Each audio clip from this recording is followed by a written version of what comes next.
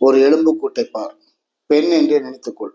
யாரும் இல்லை என்ற காரணத்திற்காக அருகே சென்று படுத்துக் கொள்வாயா? நீ வசை வசையாக அழுத்திய அந்த சதைக்குள் இருந்ததுதான் அது. நீ தின்ற சதையை புழுவும் தின்றுவிட்டது. நீயே தொடாத எலும்பை புழு எப்படி தொடும்?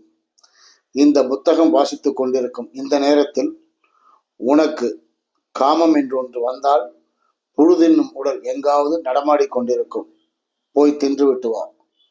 இன்னும் சில மனிதர்கள் உன்னிடம் கொண்டு வந்து விடப்பட்ட பெண்ணிடம் அமர்ந்து பேசிவிட்டு உணவு வாங்கி கொடுத்து பணமும் கொடுத்து போய் வா தங்கச்சி என்று சொல்லிப்பாரேன்.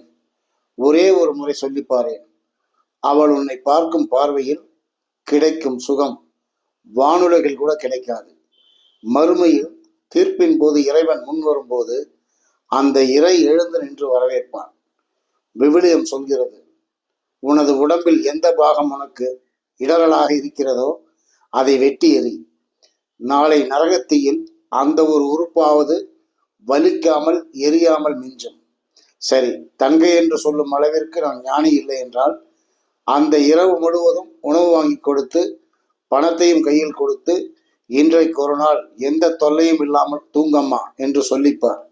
அந்த இறைவன் எழுந்து நிற்பதோடு உன்னை வாரியும் அணைப்பார். பெண் மனித இனத்திலிருந்து கண்ணுக்கே தெரியாத ஒரு சிறு உயிருக்கு கூட பெண் என்றால் ஒரு ஈர்ப்புதான். அதுதான் படைப்பின் இலக்கணம். காஞ்சி பெரியவர்.